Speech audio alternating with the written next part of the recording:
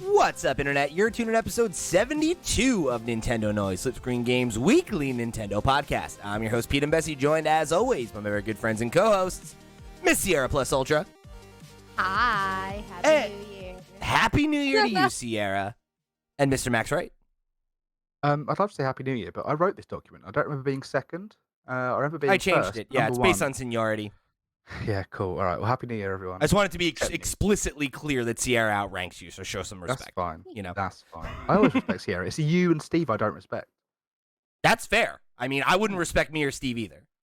I think I've earned that respect over the now nearly 5 years we've known each other. My thing is, though, you should pay some fucking respects, because if you haven't seen the latest Slipscreen Games, I am the champion of our predictions. I am the number one winner, the namesake of the Mbessie Trophy. Put some respect on my victory, okay? Thank you, Sierra. I appreciate that.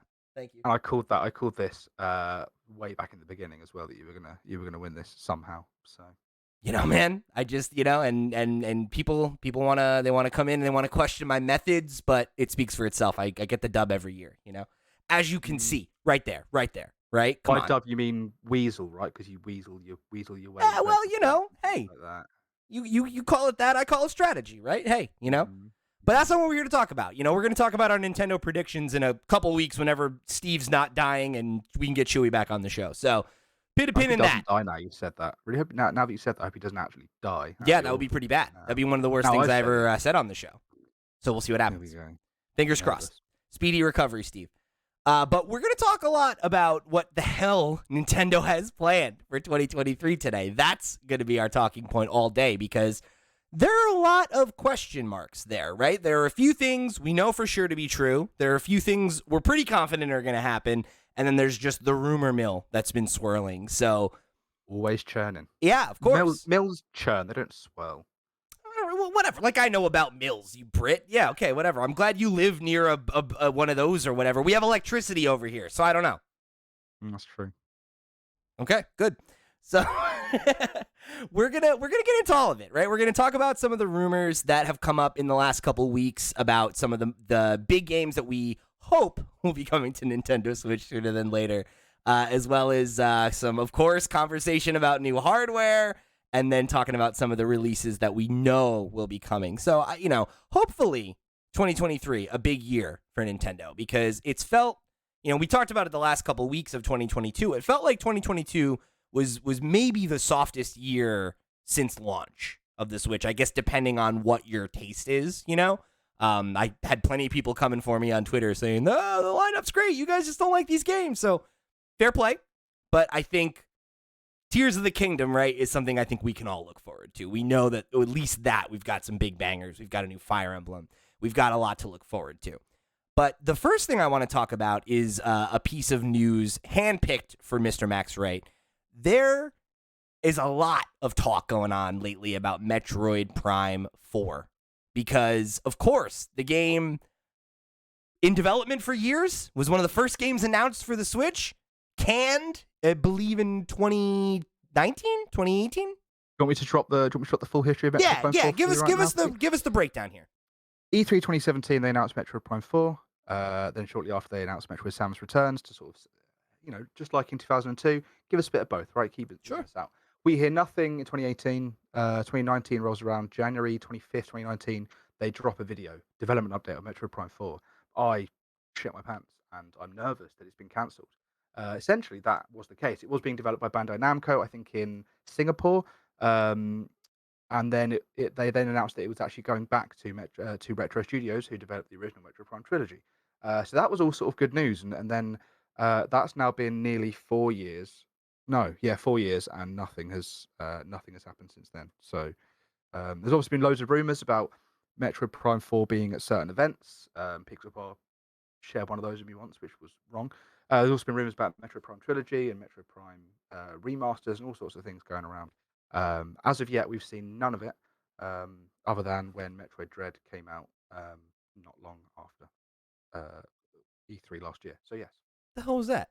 That was a life-size Nintendo Switch cartridge. You see, what is this? Oh no, I'm really tiny. How tiny are you, Max? I've never seen you in real life, so I wouldn't know. Yeah, right. So my girlfriend got me this for Christmas as a little 3D printed.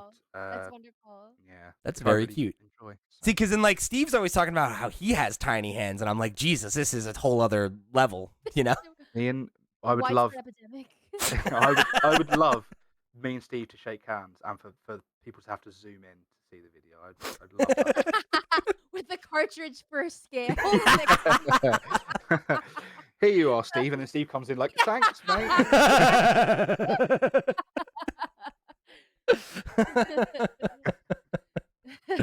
Fantastic. So the word on the street now is that there is supposed to be a Nintendo Direct with some kind of update on Metroid Prime to come. Max, where have you been hearing these rumblings, and how much as the inside, Metroid guy, do you feel like there's fire with this smoke, or is this just more prognosticating about something that eventually has to be true, right? Every person could be like, oh, this is the year Metroid Prime 4 is coming, and eventually somebody will be right? Yeah, I feel like because we've heard so much of this over the last few years, every time it comes up, I just sort of like go, uh, maybe on to the next one until we see it. We see it. This time, however, this which comes from a Reddit subreddit called Gaming Leaks and Rumors, which is quite heavily moderated sometimes. In that if you're posting something, generally you would have to verify it with a mod. This post comes from a mod. One of the mods, his name is. Oh, I should have got this up. Spheromancer. Thank you very much. Now he or they have said that there's a random Reddit user, the same Reddit user that keeps DMing them in the past, and every time they get a DM, or seemingly, so they've said every time they get a DM, they have leaked. They've had plenty like of a things, Skyward creative Sword way to HD. leak the information.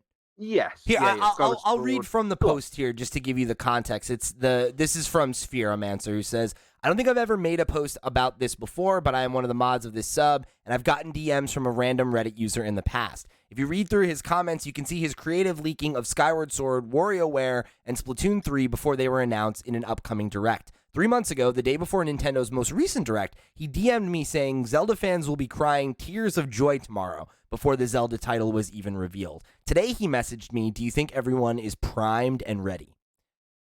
I try to reach out to him, but the mysterious little fucker doesn't respond. He has an undefeated record, however, so let the speculation begin. I'd obviously guess this means a Metroid Prime reveal is coming very soon. Now, the interesting thing about that is that could mean so many things, because we've had so many different Metroid Prime rumors over the last few years. We had the original Metroid Prime trilogy is going to come to Switch. That was sort of came and went, and then Liam Robertson you had on the podcast. I think it was back in 2019. Yeah, back on our old podcast, Liam Robertson confirmed that a source had told him that the Metroid Prime, confirmed, right? That he had a source that told him that Metroid Prime's trilogy was complete. And he's not the only person I've heard say that, right? Like I've heard multiple. Imran Khan said it. I think one of the guys from Gaming Format, that is also Jeff Grubb, I think, also talked about it being complete. Yeah. It's multiple folks who are connected who have, revealed this kind of information in the past, have said that the game was finished. They say that it's complete, that it's just sort of sitting, waiting for a gap in the when it's ready to come out. Maybe they're waiting for Metroid Prime 4, yada yada yada. However, we've had gaps, we've had spaces it could be. So if it is waiting for Metroid Prime 4, then that would also make sense. However, we've also then last year had Emily Rogers, and I think it might have been Jeff Grubb, who said that Metroid Prime. Watch the mic. You're getting two in your thoughts, Max. I see. Sorry, you gotta, my head. Yeah, I got to look into my mind palace. Got to look into his Metroid shaped crystal ball. I do. I mean, I've got a stack of stuff next to me. It's all Metroid related. It could just be my looking for answers. Anyway, Jeff Grubb and Emily Rogers last year, or was it 2021? One of the two, said that instead of being a Metroid Prime trilogy, they'd actually heard it was going to be a complete remake of the original, just a full remaster of the original Metroid Prime that would be a standalone thing, with no real idea of what that would mean for Metroid Prime 2 or 3, which would be slightly disappointing considering 2 and 3 are still great games, and I feel like that they would also benefit from an upgrade. I mean, I've been playing through them on Steam Deck sort of bit by bit, and they're all as good as each other. There's some that are better in different ways and things like that. But if you want to sort of get into Metroid Prime 4 when it comes out, really you're going to want to be playing all 3 of the games, right? Sure. They're not particularly long, so I am worried that they're going to do a sort of a more recent Nintendo move of doing like, here's one game and it's the full 50 quid, $60, and then we've also got the 2 other games coming out that are similarly priced. Whereas it would have been nice to have the original Metroid Prime trilogy offer of all 3 games are one price, whether that's full price or not. And they don't even need to be massively remastered, just sort of upscaled and things like that. People would understand that, I think, personally. Um, but yeah, there's so many different rumors about, what could be shown off that we really have no way of knowing which it could be, if anything. But the fact that this guy has, this person has a seemingly pristine track record, sort of leads me to believe that it could be a thing.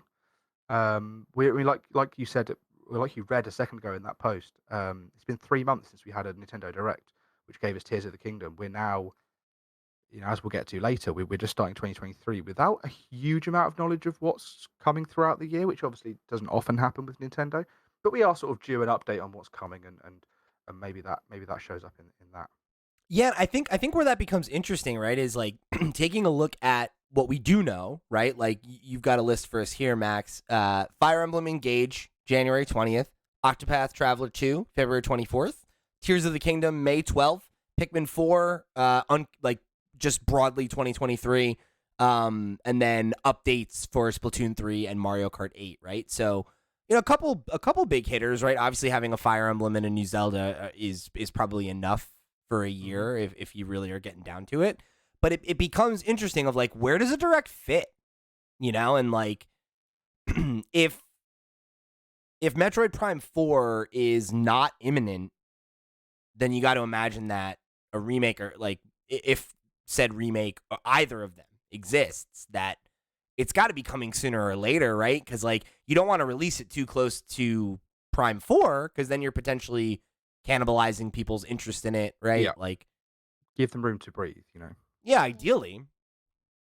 It's interesting.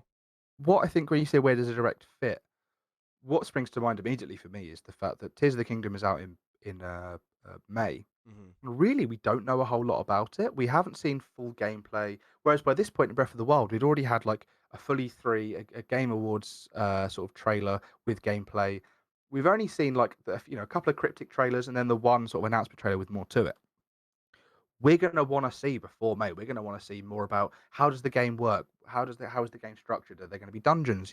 What are the new features? Because as far as we know right now, it's the same game. There's just little clues and cryptic things, right? We need a deep dive. That's the interesting thing, though. Do we get a deep dive?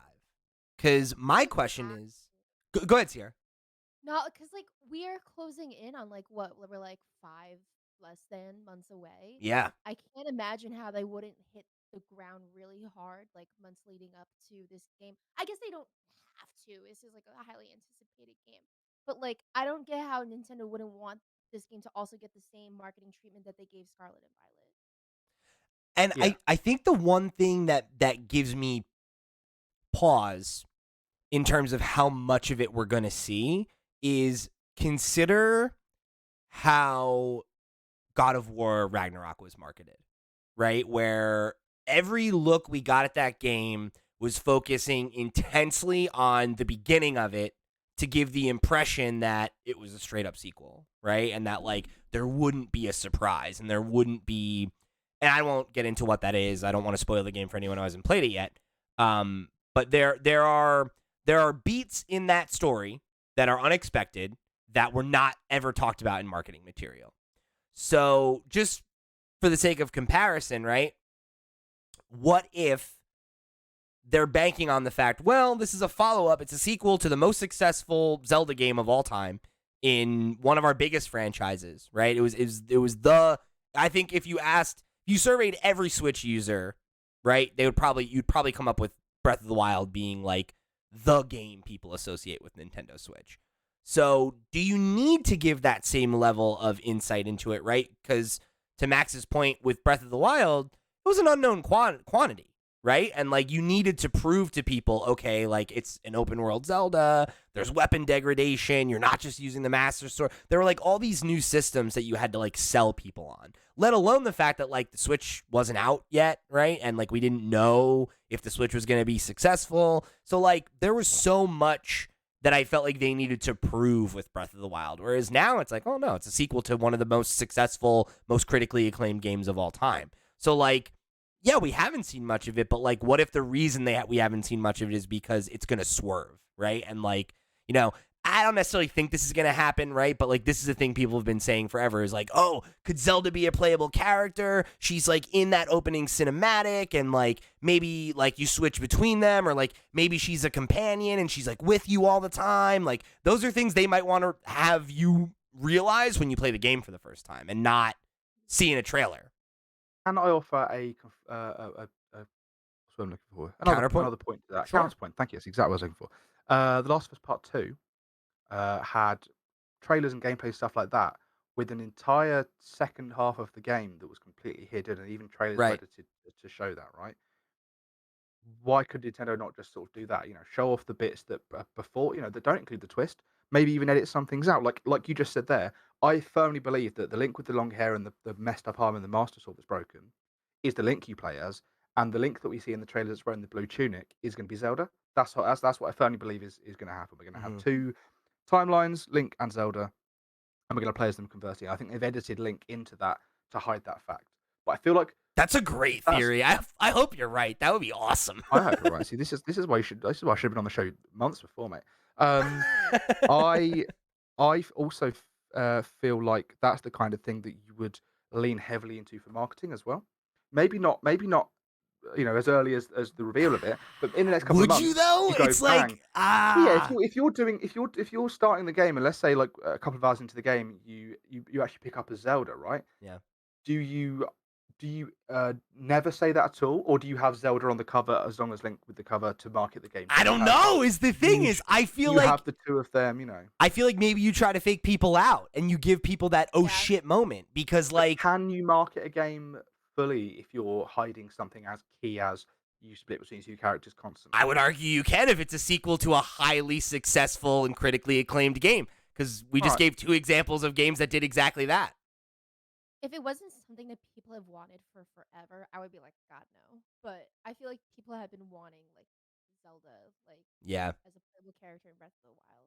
So Like imagine how like through the roof hype that would be if like we never ever get it confirmed in a trailer and you go in like, oh, okay, it's going to be a sequel to Breath of the Wild. I know what this is going to be. It's going to be more of a game I already love. And then you hit a point where you're like, oh, whoa, what? Like Link's dead. I'm going to play Zelda. Like what? Or like Link's got captured and I'm going to play as Zelda. Like that would Even be if that is that the would case. be such a I feel like that's one of the only ways that you can really up the ante over Breath of the Wild, which for many people is a perfect game, right? Is how do you make a sequel to a game that most people would, not most, many would argue is the best game of all time or the best game in the franchise or whatever, right? Whatever qualifier, it's the best game of the last 10 years, whatever, whatever flowers you want to stick on its name, it has that baggage. And this game needs to contend with that. And not only that, it was also such a hot game on a brand new console,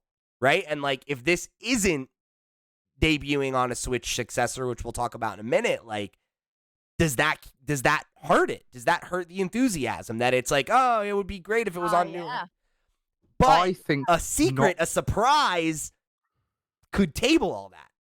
I think not marketing the game at all, right, and not having deep dives and things like that would harm it more in the long run than keeping the secret to surprise those that do buy it. Because those that do buy it are going to get surprised anyway. What you want is people who weren't going to buy it to then buy it to be surprised. So even if you're going to do a I don't surprise or know. a fake out, you need to market it in some way. What were you going to say, Sierra? Yeah, what were you Sorry. going to say, Sierra? Oh, sorry. It was just bad timing. I will say though, like Zelda being a playable character would also be a monumental viral moment on social media if they did decide to announce that. It's they true. could really capitalize off of that. And I guess the question becomes, right, is like, does it need that juice to be successful? And if it doesn't, is there more impact to be had by holding it close to your chest and having everyone be like, oh my God, you got to, there's a thing that happens, you got to play it, like Yeah. that conversation is valuable and it's like, it's exciting. And we saw it firsthand with, one of the Game of the Year contenders this year, right? Where like having a reveal, there was such a conversation about that, like on social media, of people being like, "Oh, it's cool, it's more of the same." Oh, you got to get to the thing in Act 2, like that's where it really picks up. Is like, okay, I don't know. Like, does Nintendo think about things in that way? I don't know, but interesting. I don't know if Zelda's story is strong enough to warrant that. I think I would agree with you in general, if not for the point that Sierra just made, where I think it's like the story to Zelda is like not that important to the like the quote unquote story of Zelda has a lot less to do with the actual story and a lot more to do with the setting and the iconography and like the reoccurring characters and things like that. And I think the idea of like, narrative aside, right? Like if this game has a moment where it's like Link's captured, you get to be Zelda, or like, hey, like it is like a split timeline thing and you're playing half the game as Zelda or whatever, right? Like that I think is probably the most monumental thing you could do to the franchise at this point to shake it up, like after you just did Breath of the Wild and you're like, you blew it out and you're like, all right, let's tear down all the conventions and then start over, right? Like we just did Breath of the Wild 6 years ago. Yeah. Tell you what, that's awful that you just said that, by the way. I know we're not doing predictions yet, but let me put my final thought on this by making a prediction, right? Hit it. Other than the theory I just said a minute ago, which if we do a prediction video, that's going on there. I'm having that. You and Steve can't have it. I think we're going to see a direct with the new Tears of the Kingdom trailer that's going to reveal Zelda as playable, and it's going to end, or even if it just ends on that, we have a brand new key art that is Link on that thing. There's also Zelda in it somewhere, and the updated key art, the updated box art is going to have Link and Zelda in it. That's my prediction. Okay. That's where I end that.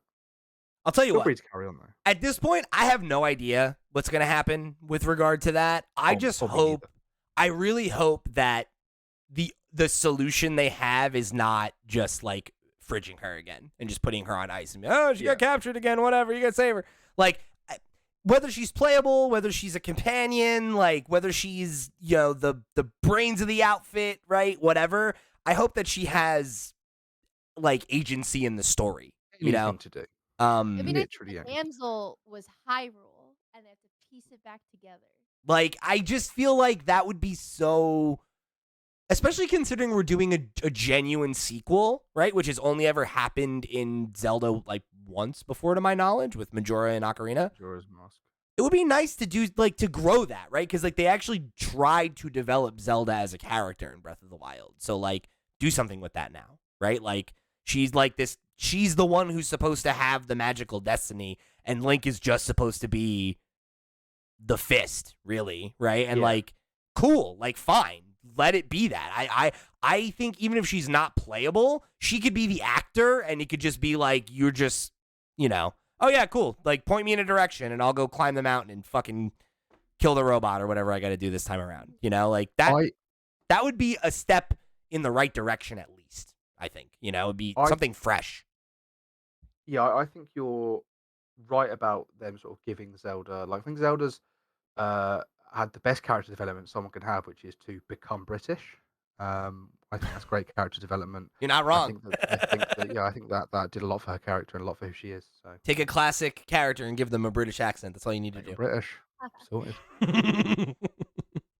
Right. I was American back a couple of seasons ago. Now I'm fixed. That's fair enough. I mean, I'm still waiting for Steve to make the full American transition, because when he says hamburger, it really just...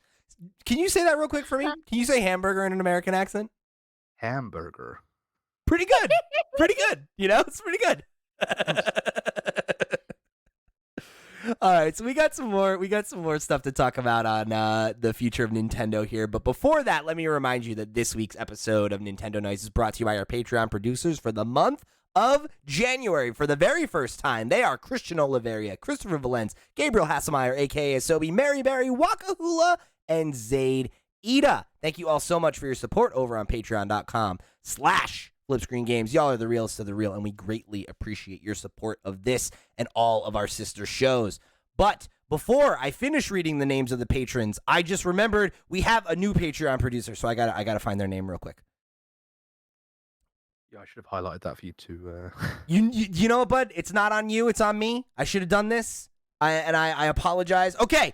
Earth Visitor and Matthew MQC. Thank you both for becoming brand new Patreon producers. Y'all are the realest of the real, and we greatly appreciate your support of this and all of our sister shows. Remember, if you want to become a Patreon producer, if you want to get some cool perks and goodies just like they did, head over to flipscreen.games. That's our website where you can find links to our Patreon, our Discord, all the places that we are all over the web making content for you. We got links for them over there and ways that you can get involved. And I am, just one last plug, going to give you a reminder that, of course, last week of December was when we were supposed to do episode 2 of our Persona 5 book club, but it was like Christmas Eve. So, and then it was going to go out on Steve's birthday.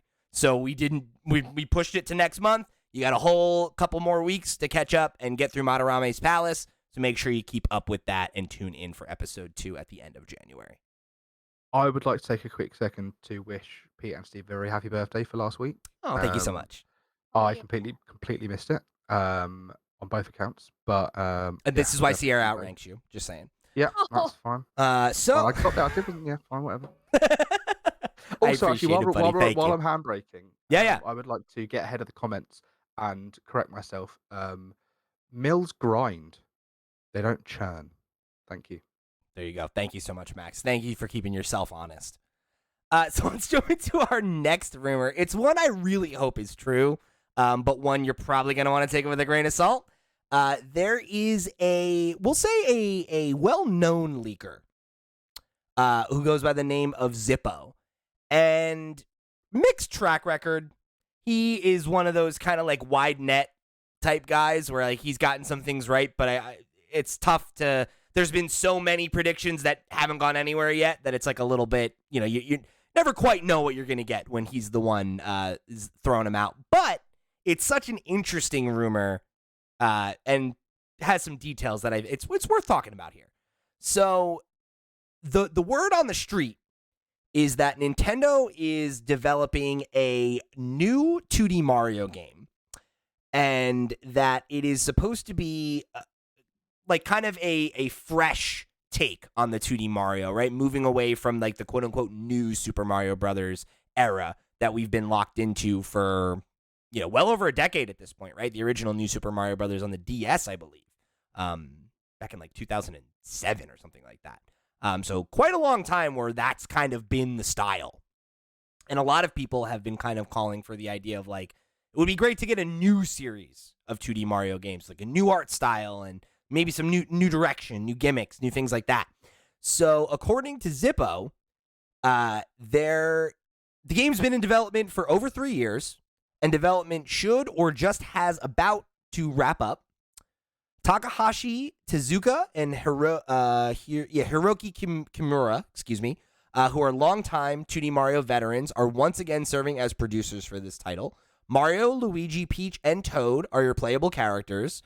And then this will be the first time that Peach has been playable in a 2D Mario since Super Mario Bros. 2, which was nearly 35 years ago. Insane. Let me see. And then set for release in the 2023-2024 fiscal year. And then this is a kind of an addendum where they say this is less a statement on the game, but more on the future of the franchise itself. Mario and Company will gradually take things and design elements from the movie moving forward, such as the brothers' updated outfits. You're actually already starting to see this already. And then there's an image here that I'll show to you kids on YouTube. This is a screenshot of a toy from Super Nintendo World in Japan that is seemingly influenced by the small updates to Mario's design for the film. So, the thing that they actually point out, right, is that if you look at this image, you can see his new shoelaces that are in the movie, and these are not previously a part of his design. So, interesting, I guess, to see like how much that's going to end up being true and whether we see that come to games as well as, I think toys in a theme park are one thing, game design is another, of course. So he goes on to say, I smell a direct isn't too far off. Nintendo has a pretty hefty year planned, so it's almost time to start talking about it. Yeah, hopefully we hear more early into the new year. And then he provided another update with a link to a job posting on Nintendo's Japanese website, which they're looking for contract employees to work on a unannounced 2D action game from over 3 years ago. So one of those things where it seems as though something is in development, right? I think the idea of there being a Mario game coming out around the time of the film is not a huge leap, right? The idea that Nintendo would want a piece of software for you to go see the movie and then jump into this brand new Mario game seems like it makes a lot of sense. It's something that Steve's been talking about a lot, and he's of the opinion that this was a thing that was going to happen. It's interesting. Like, I certainly take this with a grain of salt, given where it's coming from. But it feels overdue, doesn't it? I was trying to look at it to see what the last time we got a proper 2D Mario game was. And if you don't count the new Super Mario Brothers U, right, the game that got ported to Switch with Bowser's Fury, because it's not strictly a traditional 2D game, right? It's a 2.5 3D hybrid type experience. So to call that a traditional 2D Mario, I think is a bit of a stretch. So to actually get that, you got to go all the way back to 2012, where Super Mario Bros. U and New Super Mario Bros. 2, which were on Wii U and 3DS, both came out in 2012. So we haven't gotten a proper non-Mario Maker 2D Mario game in over a decade. So the idea that it's time to bring them back when, obviously there's the film of it all. It's also an extremely successful franchise for them. The new Super Mario Bros. Games sold like hotcakes. Those were some of the most profitable games they put out during that time. The remake of the one that sold or the re-release, sorry, of the one that sold the worst, which was New Super Mario Bros. U, that came out on Switch, is something like, I can't remember the exact number, but it's like really high on the list of best sold Switch games. I'm pretty sure. It's pretty far up there. I can look that up. Considering it's a remake, I want it, mate. I want it. Do it. So yeah, New Super Mario Bros. U Deluxe is the 12th best-selling Nintendo publishing. That's pretty good. Yeah, it's ridiculous. Considering it sold on the Wii U, let me tell you, on the Wii U, it only sold 5.81 million units, which is honestly still pretty high for the Wii U. That's like that's nearly a 50% attach rate. There's only like 13 million of them that were sold, I think. So pretty good. They're missing a trick to not have more of these out. They're not my personal thing. 2D Mario games. But I would like them to sort of do more of them, do interesting things. Take some cues from Tropical Freeze, do interesting stuff. But and just like, I think a fresh art style and, a new direction would go a long way in making them feel fresh again. And I think you're right. I think it is a missing tentpole for them. And, I think when you look at a lot of Nintendo's like most storied franchises, right? Like they have the two SKUs. Right, you have 2D Mario and 3D Mario, 2D top-down Zelda and 3D behind-the-back camera Zelda, and you have 2D Metroid and 3D Metroid. Like, Mario is, it's the golden goose, right? Like, I think not having this as an annualized or near annualized release where you're pumping one of these out every 2-3 years seems like a missed opportunity. It feels like money left on the table, particularly when you're trying to make this big multimedia push and bring Mario to new audiences and put him in front of more people and leverage non-video game properties to, at the end of the day, right? Theme park's great, movie's great. Nintendo's business is selling video games and selling consoles, right? And, anything that they're doing outside of that, I think is in support of that, right? It's to strengthen their brand and their IP and make it so that everybody wants to get their hands on the next Mario, right? Which is damn near, it's already the case, So I don't know. It's one of those ones where like, do I believe this rumor? Not necessarily, but it also feels like if it's not true, like, what are they thinking, right? Like, it feels like it's such a slam dunk It'd be surprising. I know. We No, need yeah. something new for this year. Something Mario. That would be so silly if they didn't. And like, it's very possible we're just not gonna get that news until like the 11th hour.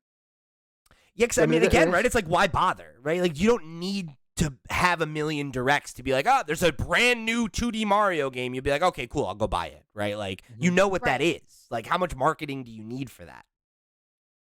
The movie itself is a huge chunk of marketing, right? You only really need to sort of give it a couple of months leeway, maybe even at the time near the time the film's out, just be like, hey, there's a new game also coming out in like 2 months. So once you get everyone hyped, they go and see the movie, and you have these millions of people who go and see this movie, might be introduced to Mario for the very first time. All of a sudden, you've got this fresh $60 game sitting on the markets with the most successful console Nintendo's nearly the most successful console Nintendo's ever done. So Yep.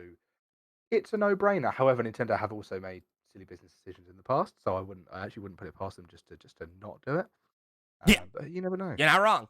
And it is like you made the point, Sierra, that like we need something fresh from Mario. And I was thinking about it.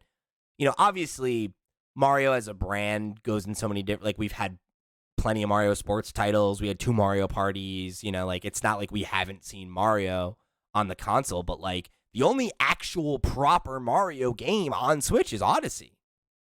So it's like, Crazy. where are we at? Like, Their yeah. flagship. Yeah. Like, give me something fresh, man. Like, I'm ready for I'm ready for a big, meaty 2D Mario game again.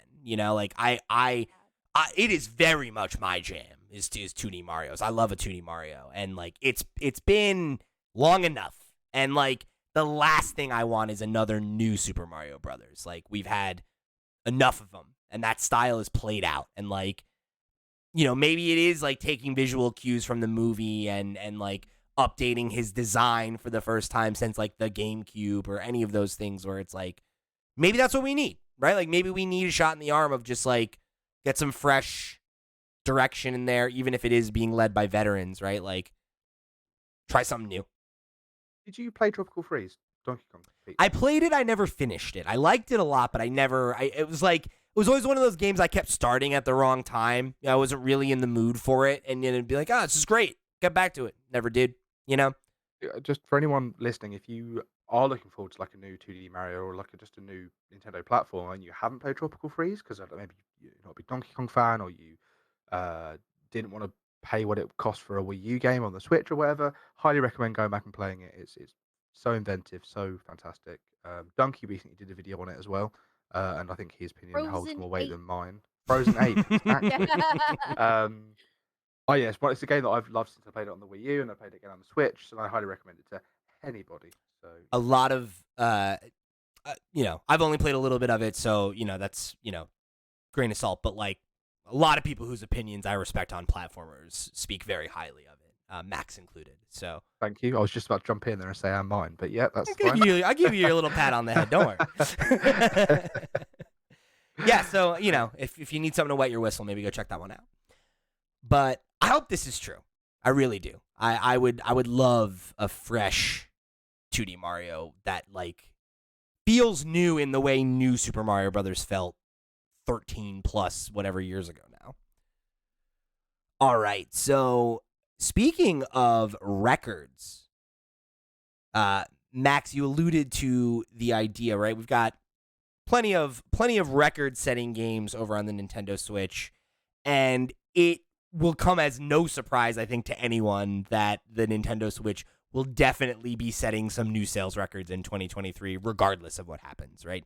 Even if we get a new Switch, even if, the Switch 2 starts sucking all the oxygen out of the room, they're just so close now to some of the next big milestones.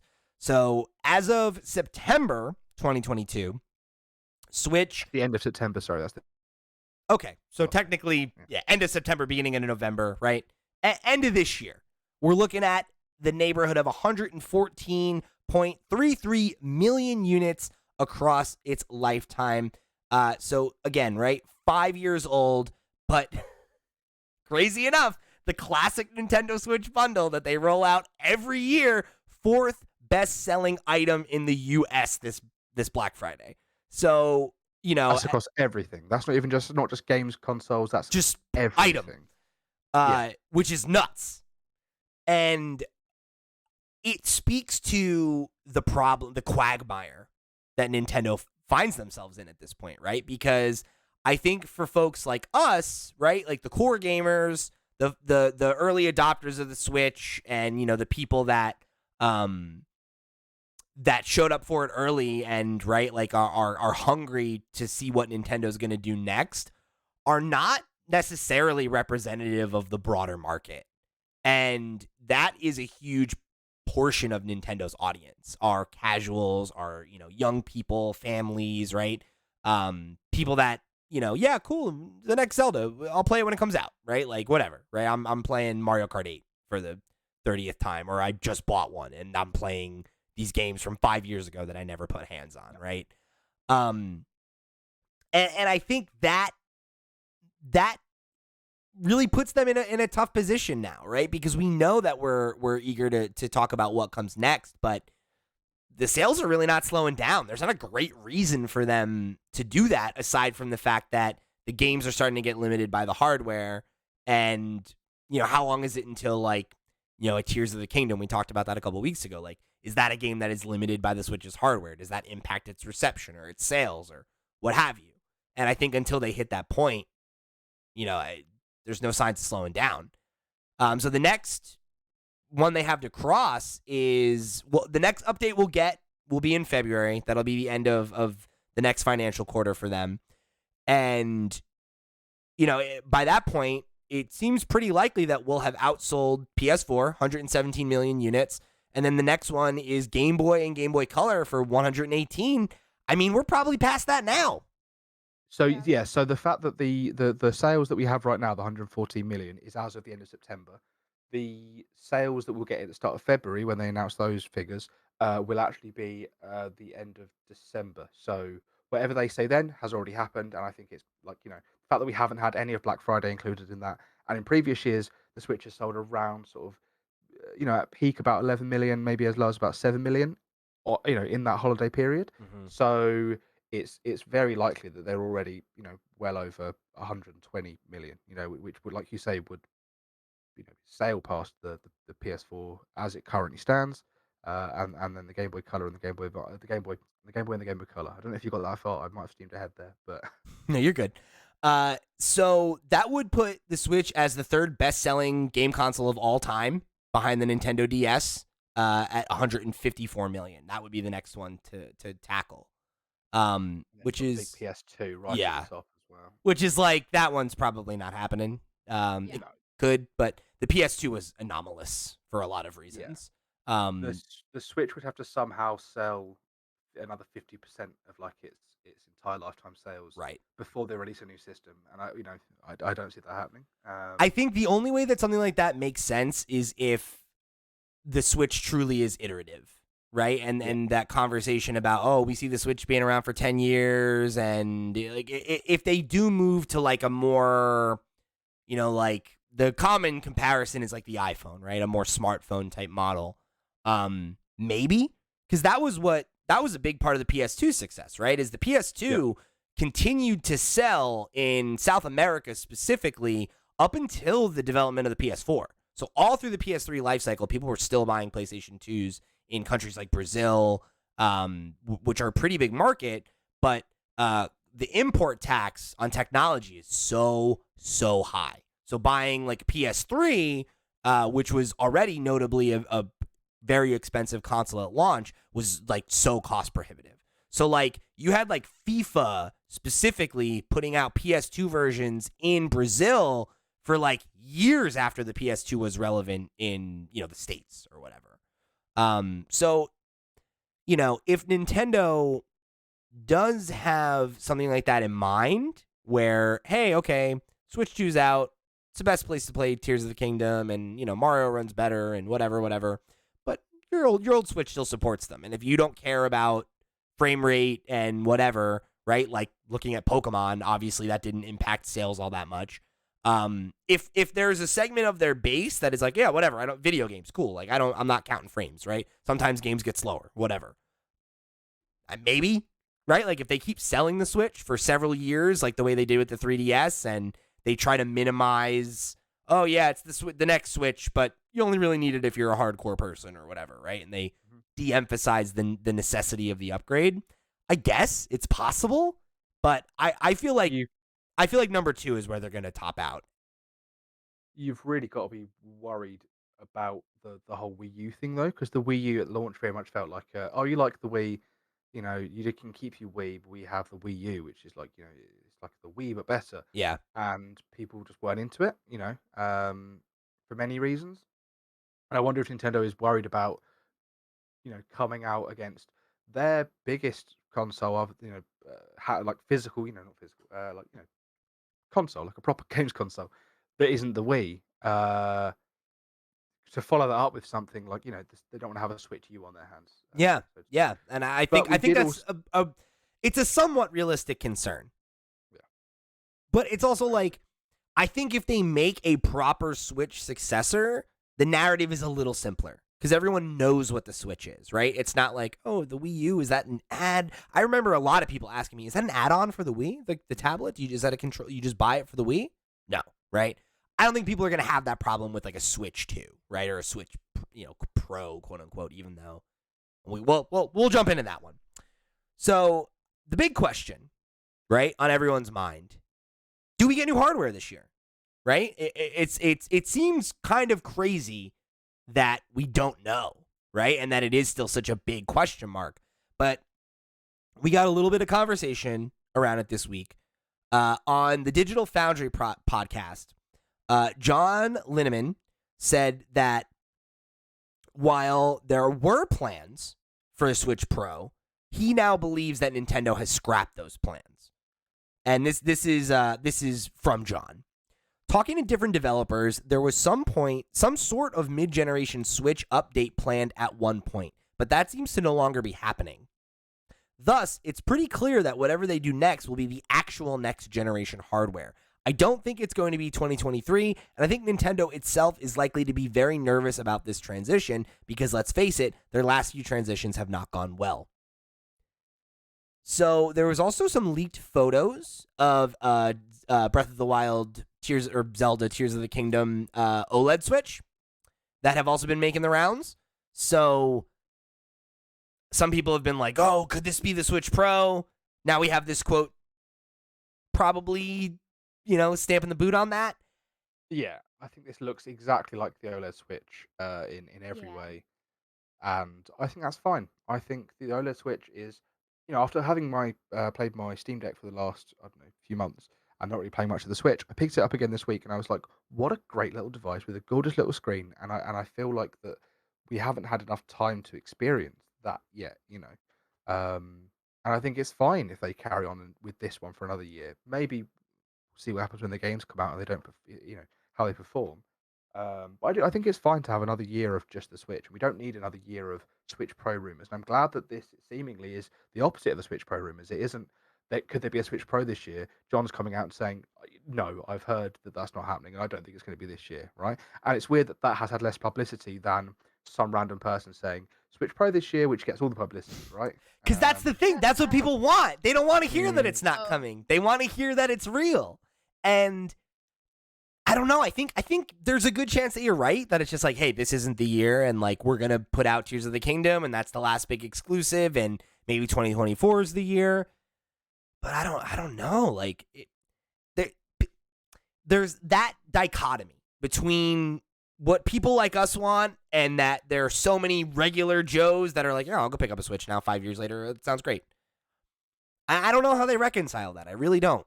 And a Switch Pro seemed like the perfect solution, right? To I be feel like, go ahead, Sierra. The only opportunity, and I feel like the biggest opportunity, was Tears of the Kingdom to really push like a Switch 2. Yeah. Otherwise, no one's going to understand, or as a Switch Pro. Otherwise, no one is going to understand the motive for buying like an upgraded version of the hardware they already have. Especially with the OLED out, right? Like, it's like, how many people already Yeah. made that upgrade last year and are like, I don't want to do that again, or 2 years ago now, Exactly. I guess. And what you don't want to do is work where it happens with the very early Wii U marketing, where they were like, "Hey, here's the Wii U. By the way, we have Mass Effect, Batman: Arkham Asylum. We have Ubisoft exclusives. We have um, We have That's enough examples. Watch Dogs. Yeah, You got it. thank you. Big AAA Like we games. have all of these AAA games that now play on the Wii U, and they didn't very well. You know, I played Batman Arkham City on the Wii U, and it was fine. But Not great. yeah, but it's also not a reason to buy the Wii U because that game was already out on. I already had it on other consoles. It had been out. Yeah, it was out on Um, Xbox like 3 years earlier or whatever. It's like, Right? yeah, I got it. I played it already. We're good. Yeah, you don't want to go in with oh god, doing the same now. You don't want to go in with Tears of the Kingdom and go buy the Switch Pro to play Tears of the Kingdom when you can already play it. You want to go in with, you know, here's the Switch Pro, here's some stuff that you want to play, Nintendo exclusive stuff you want to play. Because otherwise, why would you not just buy those games on the PS4 for £3 when they're £3 all the time? Yeah, Why would like you not pick up a Steam Deck and buy them for £2 a pop? You know, it has to be hung on the hat. Like that hat has to be hung on a big game. You know, software is what sells hardware. That's just a fact. And like I think it's even more true with Nintendo, right? Is like you buy Nintendo consoles to play Nintendo games. And maybe you play indies while you're there, maybe you pick up some other games, right? But the bread and butter, the thing that gets you in the door is your Breath of the Wilds, your Mario Odysseys, your Mario Karts, your Mario Parties, your Metroids, right? Like the things that you can't get other places are why you come for a new piece of Nintendo hardware. And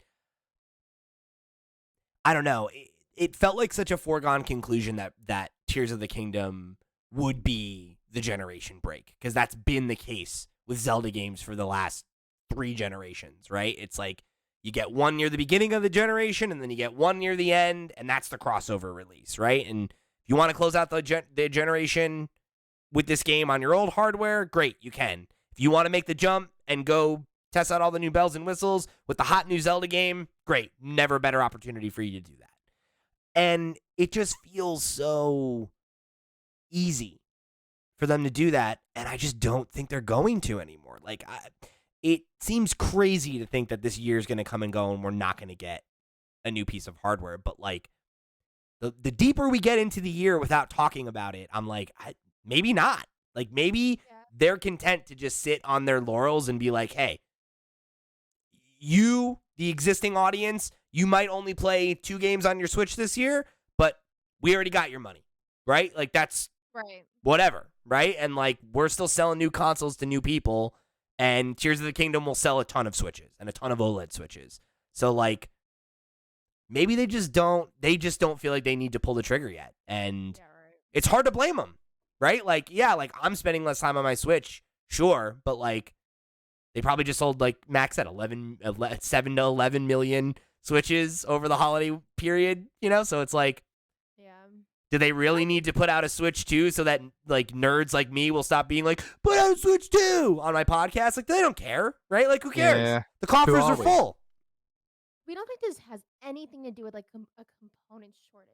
Is it, like, could it be that, like, are they just like, we can't, like, qualify, like, manufacturing a shit ton of upgraded Switches because we don't have the materials for it? I mean, it could certainly influence their decision to put it off, right? Because it's like, you look at the PlayStation 5, right, for example, which is, you know, I think inarguably the hottest game console on the market right now, right? Everybody wants one, and you're got to fight to find one, and, you know, it's getting easier, but it's highly sought after item. Like, what does Nintendo have to gain by putting out a Switch 2 now if there is a hardware limitation, right, where it'll either be tough to get them on shelves or it'll be cost too much money, right? Yeah. And then you have all these people, the same people that just went and bought a brand new Switch over Black Friday weekend into the Christmas season, right, holiday season, who are like, oh, well, why would I buy a Switch if there's a new one out? But then I can't get the new one because it's not on the market, right? Because it's hard to get. And all you're doing is kneecapping the sales of your extremely successful console to launch a new one that you have to make a whole gamble on building it back up, right? And, like, I think, you know, I don't know. It's one of those things where I doubt that's the only reason, but I would be shocked if that isn't part of the calculus that they're doing of, like, why would we do it right now, right? Like, you know, the thing's still selling. If we wait another year, right, they're going to sell probably another, 20, 30 million Switches between now and the end of 2023 based on Tears of the Kingdom alone. right? And then the hype around that. Let alone that they just put out a new Pokemon game that sold real well. Like we have other, system sellers for certain types of people on the horizon, like your Fire Emblems. It's like, I don't know, do you really want to like get in the way of all that right now and be like, hey, there's a new console coming out months from now? It's like, oh, okay, well maybe I'll hold off on buying all that new stuff. And it's like, no, I think they're gonna ride this into the ground. I think they're gonna wait until Switch sales slow down, and that's when you're gonna hear about something new. And until then, it's like, what possible motivation do they have? I know, because I feel like we are reaching or have reached the point of no return with announcing like the next step up from, or like a Switch Pro. Yeah. I think a Switch Pro, I'm with you. I think is dead in the water at this point. It's either it's what comes next or it's you ride the wave. Mhm. They didn't even do a price cut on the Switch ever. That's unheard of. I think there was a tiny like $20 at some point. I'm pretty sure in the UK when the OLED came out, Maybe the original. in the UK. I don't think it happened Yeah. here. Okay, you guys No. got screwed. As we often do. Yeah, that's true. Can we quickly all agree on the show's official stance on the new Zelda OLED? It's fucking ugly, right? We all agree that? We all agree that it's hideous? Here's my hot take. I do not like most of the OLEDs, like the Fine. special editions, like, and I definitely don't like this. What's wrong with I don't the, think there's just been a classic? Get some classic lovely colours on it, Yeah, I don't think there's been a good Switch OLED. I think you're right. Splatoon 1 was fine, but this one just it's like it's the two colours of baby poo, and I don't like it. I really don't. I don't know. I think the dock is kind of cool, but you're arguing with the official stance of the podcast here, Pete, and I don't know how I feel about that. That was not anything like at all. But... I'll tell you, I don't like the Joy-Cons. Not working You for don't me. like the Joy-Cons? Fine. That's okay. You can just buy way cooler modified hardware from Mhm. some like 28-year-old like single mom on Etsy from the Yes. Midwest. You know, Yeah, they're killing it. They're killing it. and I feel like I'm not motivated by this one. I'll tell you what. no. I feel like the previous when you think about the previous Zelda hardware we've had before, the Skyward Sword Joy-Cons, the Wind Waker Wii U, the gold Skyward Sword Wiimote, all of that stuff, right? That's all very classic Zelda iconography. It's the gold, it's the Triforce, Yeah, it's the sort of stuff. This outside of the dock, when you take it out of the dock and you take away the sort of the Triforce and the symbol of Hylia, is that I think, and you just have the two Joy-Cons, you're looking at it. None of that screams Zelda to me, or to the onlooker, right? It might scream Tears of the Kingdom, which we haven't played yet, but that to me doesn't scream this is a Zelda Switch. It just screams no. I put two ugly mismatched stickers on my OLED Switch. Yeah, you can DIY this shit, everyone. Right. You get 2 yellow Joy-Con, you get some stickers. Yeah. Go wild. That's all you need to. It might cost. I would rather just have like mono gold than like it's gold with Yeah. like a green would be so sticker. much It's like I don't know about all cooler. that. Like They are gold. I did think they were yellow. They are gold. You are right looking at the ones in the light. That is Yeah. actually, yeah. I still hate it, but yeah, I'm with you. it's better. I just you got Nintendo, the owners of the actual IP, and they're doing very boring things with the OLEDs. And like I've seen so much more creative things on social media that Mhm. like I'd rather just if I was going to buy something like this, I'd rather buy it from someone who's not Nintendo. They've done some truly whack special editions when it comes to the Switch, Oh, if I'm the honest. Let's Like Go Pikachu and Eevee OLEDs, I hated them so freaking much. brown and yellow joysticks. Like, oh, don't those go great together? Awful. I'll tell you what. I think the Shit. number one mistake of the Nintendo Switch, design-wise, was like leaning into the whole. Mismatch. Yeah, I hate that. I Yes. hate it. I hate it. I don't think there's been a single mismatch set that I think looks good. I only love the red and the blue. I only loved those two, the ones that came with my Switch. Literally day one. I remember when I bought my Switch, I went and I got the colorful one because I'm like, well, I don't want the gray's boring, right? I'll get the mismatched ones. And I was like, but I don't love that they're mismatched. And I remember saying out loud to someone out in the line, I was like, yeah, I thought about pre-ordering the set of just the mono blues, but I thought better of it. And there was this kid who works at GameStop. He goes, yo, bro, There's one in the back that nobody got. You want it? And I was like, all right, bring it through, dog. And, and it's like, all right, I'm done. And I never had mismatched ones after that ever. There is one special edition Switch that I do actually think is quite nice for that reason, and it's the red Mario edition with the 2 red Joy-Cons, the red border. Love it. The red, that's nice. That's a great one. But again, that is very nice. It's two of the same. I love that. I love the OLED Switch, the 2 whites. I liked the ARMS ones that were both yellow. Like, just give me. Oh yeah, that one is nice. Just give me 2 of the same colors. Yeah. You know? Oh, do you guys remember the Disney? It wasn't the Disney rhythm game. Disney. But it was like a party game. Oh my God. With the little, they're like little like plushies. Tum. Tum Tum. That's the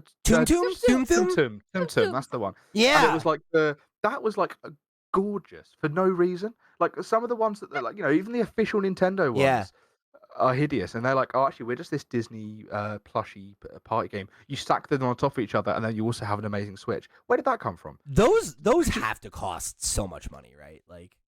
Oh yeah. With the plushies? No, like the Joy-Con system. Oh yeah. Because it's like they couldn't have made that many of those, and it's like this has got to be what, like the only piece of like there's a hidden Mickey on this guy, man. Like this is like official Disney stuff, Like come on. Yeah, looking at that now, there's Mickey on the thing. There's like little shapes, and the colors are nice. I'm also just looking at it now. There's also been some great some of the third party ones are better than Nintendo's official ones. The Dragon Quest one is great. The Fortnite one's acceptable with the little battle buses, the home button. Yeah. They put some effort into it. The Monster Hunter one's pretty good. The cardboard looking Labo one was. But it's like I liked the Animal Crossing Switch as well. That was good. But like so many of them are like so bland, and you look at like how many absolutely unquestionably fire special editions they had of the 3DS. Yeah. Yes. Yeah. It's like, what the Why hell? didn't they get it right for this one? That much changed. It's just... If anything, it should be easier. Like it's like it's one case. They haven't changed the case of the Joy-Con. There's like 5 different 3DSs, and each of them had cool special editions. Like, why is it specifically with Joy-Cons where it's like, couldn't you just print an infinite number of colors of this thing? Like, why is there? I don't know. I think it's nuts they don't have a design lab. Why can't I do a design lab? Yeah, huge missed opportunity to do a design lab, or just be constantly releasing new colors, like, constantly. How exciting would it be if every quarter they're like, here's the new Joy-Con colors, right? Or we're gonna retire some of them, or like every year, or like you could do the design lab and make a custom set and put your tag on it or whatever, right? Like, I don't know, man. Correct me if I'm wrong. Did they release a new color after these in like 2019 or whether these were? I'm adamant. You can see my fingerprints all over it. I'm pretty sure this was like the last new colors they did, and they didn't do a color since. There was a blue and yellow that came out with the Fortnite one, but I don't know if you get that separately. I'm pretty sure this was actually no blue and yellow. They might have done a blue and yellow standalone. It feels like this was it. There's a Pokemon one. They did a Pokemon one after that for Scarlet and Violet. But can you buy the Joy-Cons separately? No. I'm talking like just a set of Joy-Cons, not a limited edition console, just a pure set of Joy-Cons. Yeah, I don't know, but I think you're right. There was the Skyward Sword set, but that would have come before this. Oh yeah, no. I think that was 2020. I do think that was the last one. You have one. Okay. Bested me in this game of But it's like it's ridiculous that it's like we're like, oh, when was the last one? 2 years ago? That's what? Right. Like why? Why aren't you trying to goat me into spending $70 every year? Because I would. I'm a mark.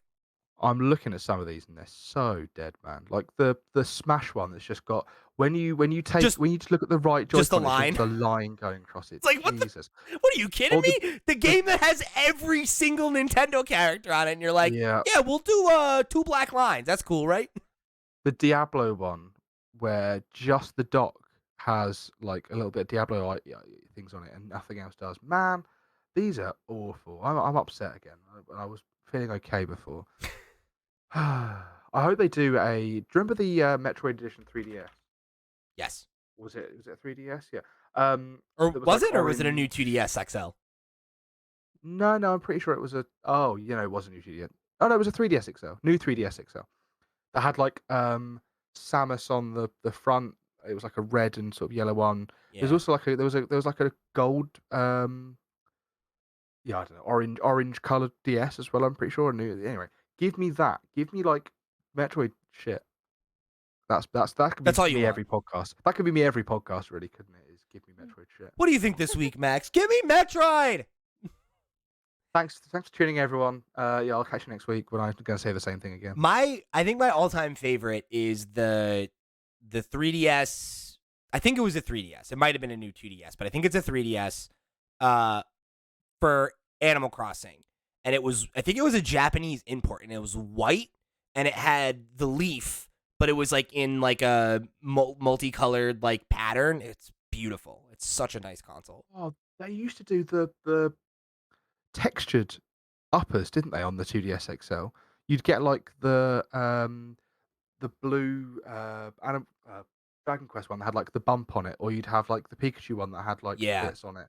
Or there was The Animal cheeks. Crossing one I think you're mentioning where you could like run your fingers across it, like you could feel the bits on it, right? I think so. That was cool. Oh, the Yeah. Pikachu one had like Pikachu's whole face. Yeah, you're right. I'd love a little Yeah, bit yeah. more of that. You know, I would love a little bit more of that. So let's close things out. Last question of the day. This is one that Max prepared for us. What is our dream Nintendo announcement for 2023 that we don't already know about or has not already been rumored? Really forgot we were doing this. My own question. I think for me, my dream is to be surprised.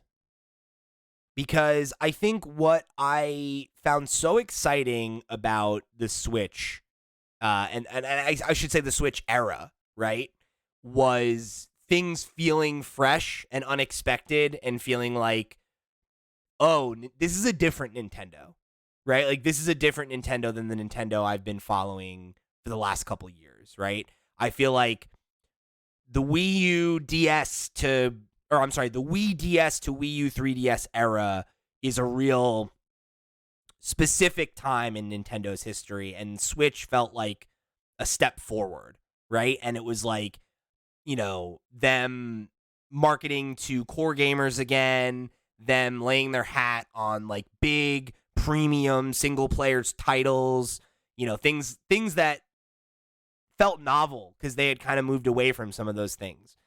And I don't necessarily feel like the Switch 2, we'll call it, needs to have the same level of freshness or newness because what Nintendo's doing has been great the last couple of years, and I really like this era.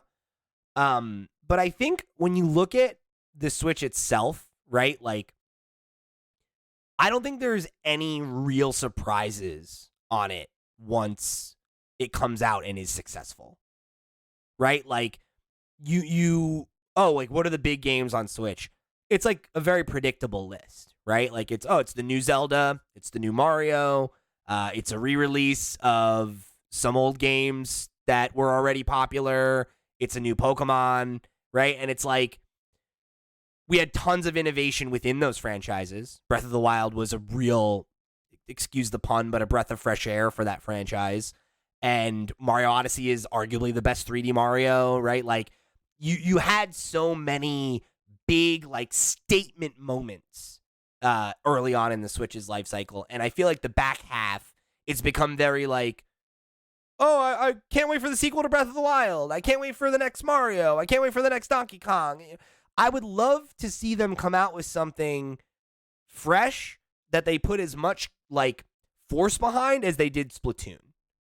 Because that, you know, was a moment when that game came out. And it was like, this is the new Nintendo franchise. And this is the new thing you're going to be talking about for the next 10 years, right? And it's like, okay, it was. But now it's old too. And I'm bored of it too. Right. And not to say that I'm bored of the classic franchises, right? I love Zelda. I love Pokemon. I love Mario. And I want new, fresh iterations in those franchises.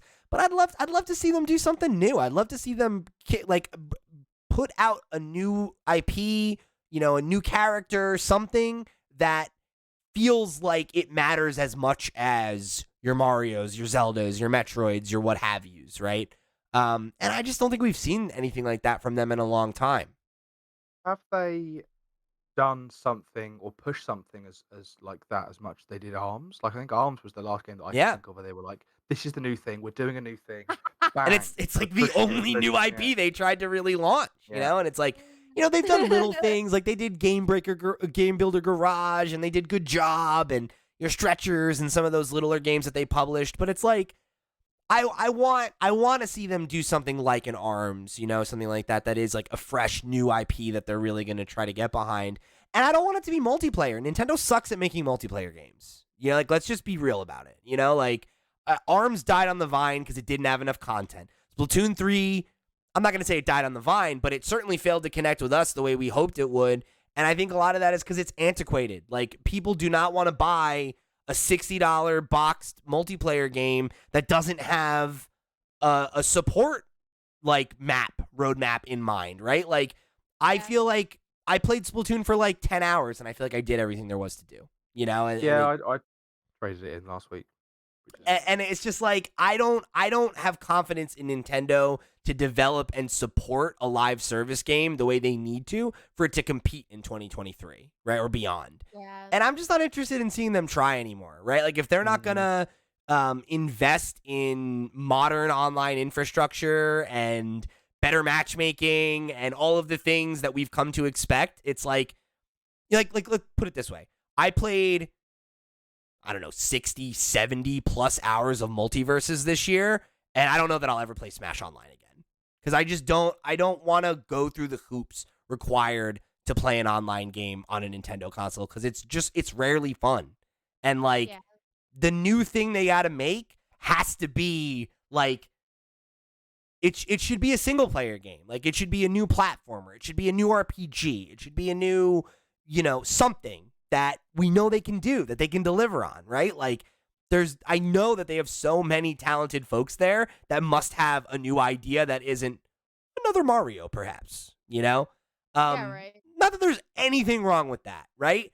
All I want from Nintendo is to keep bringing back the franchises that I already love, to revive the ones that they've let sit dormant, but like part of that has to be making new shit and figuring out what defines the next generation of Nintendo hardware. Like, what is the game that the next generation of Nintendo fans are going to grow up with being like, this was my thing, right? Yeah. We need a new little guy. We do. I need a new guy. I need a new little guy who can be in Smash. I want a plushie. I want to be like, I want 10 more adventures from this little guy. Like, that's what I'm looking for. Recognizable little thing. Give me some guys. Yeah, You remember when Reggie retired and Retro Studios had given him like a gift that was like a bit of artwork, and it had like Reggie on it, and it had Samus. Sorry, I did the thing wrong away. Samus on it, and it had some Metroids on it, and Donkey Kong on it, and there was like a Mario statue placed just in the corner of it, and from behind that Mario statue, you could see a tiny little robot hand, and then we never found out who that little robot hand was. So they tried to mask a character with a statue, and there was a tiny little robot hand that we never found out who it was. That's the new little guy. That's the guy we need in our life. This That is the little fresh guy boy. with the robot hand.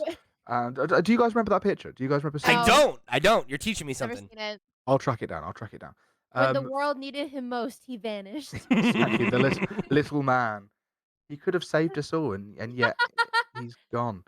To answer the question, me personally, I think I would like to see you take the Minish Cap, and then you take the sort of 2D Zelda that we got with Link's Awakening, and then you instead of making it like that little toy art style, you make it like look a little bit like look a little bit like Wind Waker, but still top down.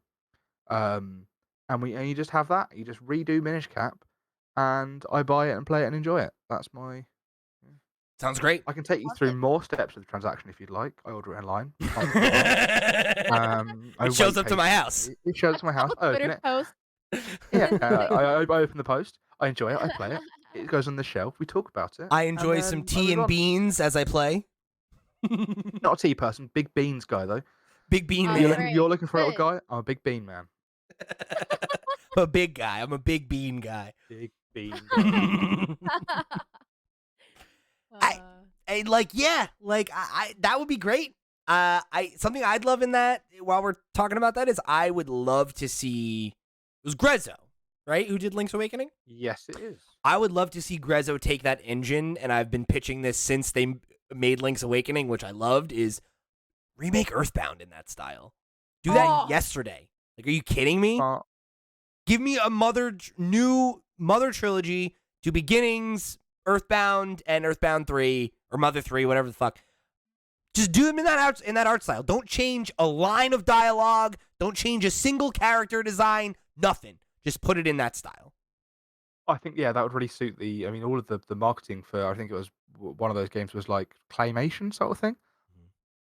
That would look great. If instead of it being like smooth plastic figurines, it was rough clay and, things moved as if they were stop motion. That'd be great. But like, come on. Could do that kind of style. That seems quite expensive, but hey, I mean, they already have an engine that can do it. Like, maybe stylize it a little bit differently, but still, it's like the bones are there, right? Like,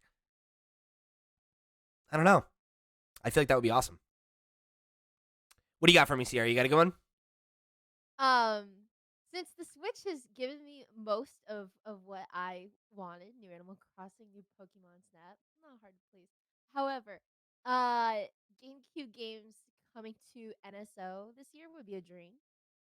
That would be awesome. We love Coliseum and Gale of Darkness. You know, I'm all about those spin-offs of the Pokemon mainline franchise. So that is what I would want. That is my dream announcement. I have zero other expectations. You got your Pokemon Snap sequel. You got to start being like, give me a Gale of Darkness sequel. We got to go back. That's too. Just like, I don't know. They already, like, I guess this generation's Gale of Darkness is the Legends game, but it's true. Yeah. God damn it. That's another one for me. Give me an announcement that another Legends game is being made, because that would be great. Because I actually like that game. Yeah. All right. That's some good ones. No official predictions, just to be clear. None of these are official, just for fun. Just for fun. Anyway. I've already made my official predictions earlier in the show. You got a good one. You got a good one. You sit on that. I won't tell Steve. I won't steal it from you, Thank you. Don't let Steve know about it, because he's a scoundrel. He'll steal it from me if he can. He'll listen to this show. He's going to listen to the whole thing, hoping we mention him. Now you've done it. Now you've mentioned him. You've given him what he wants. It's like Beetlejuice. He's been summoned because he said his name too many times. Yeah. Gotcha. This is where he joins the call. That would be incredible. Ba-doom. I heard you were talking smack. All right. So, thank you guys for joining us here on another episode of Nintendo Noise. I hope you had a very happy holiday and I hope you have a very happy new year. Remember, if you want to show your support for the show, head over to flipscreen.games. That's our website where you can find our Patreon, you can find our YouTube channel, you can find all the places we are all over the web. We're making good content for you, and we hope you come and check it out. For the crew, I've been Pete. Wait, I gotta look at the thing. I've been Pete, she's been Sierra, he's been Max. We'll see you next week for another one of Nintendo Noise. Goodbye, everybody.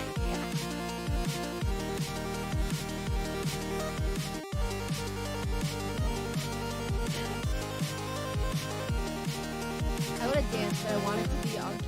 I would have wanted to be on cue with, like, the outro, That's true. Oh my god, I forgot to stop it.